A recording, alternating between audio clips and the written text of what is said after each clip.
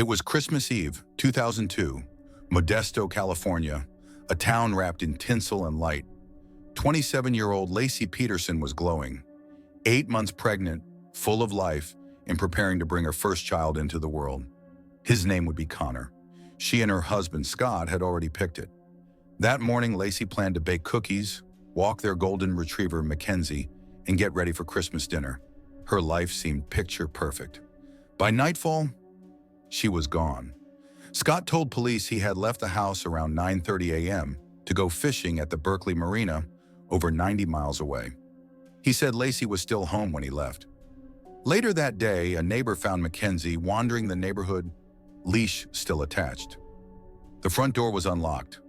Laci's car sat in the driveway. Inside the house, everything was eerily undisturbed. But Laci had vanished. Within hours, her family raised the alarm. The search began that night. Volunteers, helicopters, missing posters, media. It became national news. Scott appeared calm, too calm. He smiled on camera. He avoided eye contact. He said the right things, but they didn't feel right. Then came the little things. He refused a polygraph. He seemed distant. He made odd comments, like referring to Laci in the past tense, just days after she disappeared. Still, no one had proof of anything. He was a grieving husband, or so it seemed. But then, the cracks broke wide open. On January 24th, a woman named Amber Frey came forward, a 27-year-old single mom and massage therapist. She had been dating Scott for weeks, and Scott told her that he had lost his wife, that it was his first Christmas without her. He said that on December 9th, 2 weeks before Laci disappeared. Amber had no idea she was the other woman. When she saw Scott's face on the news, she contacted the police immediately and agreed to wear a wire. She recorded every call. Scott never confessed, but what he did say painted him as a liar, a manipulator, and someone living a double life.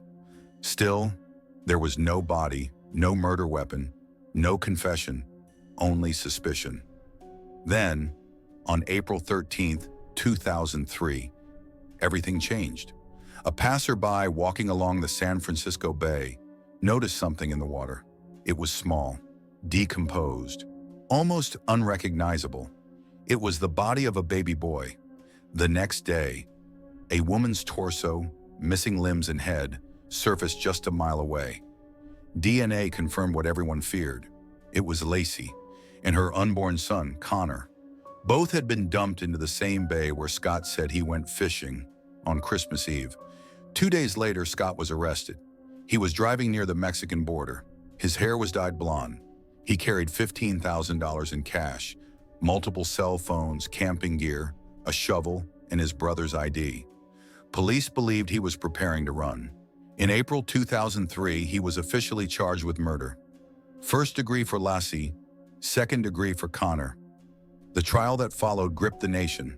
Prosecutors said Scott killed Laci to escape fatherhood, to be free, and to be with Amber.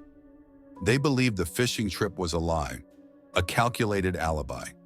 They said he murdered her at home, wrapped her body in a tarp, and dumped her in the bay. In November 2004, the jury returned a verdict, guilty on both counts. Scott Peterson was sentenced to death. He was sent to San Quentin's death row, where he sat for 15 years. But the story didn't end there. In 2020, the California Supreme Court overturned his death sentence due to flaws in jury selection. In 2021, he was resentenced to life in prison without parole. And in 2023, the Los Angeles Innocence Project took his case. They believe there may be new evidence. Questions remain about witnesses, about evidence, and about what really happened that day. Was Scott a cold-blooded killer?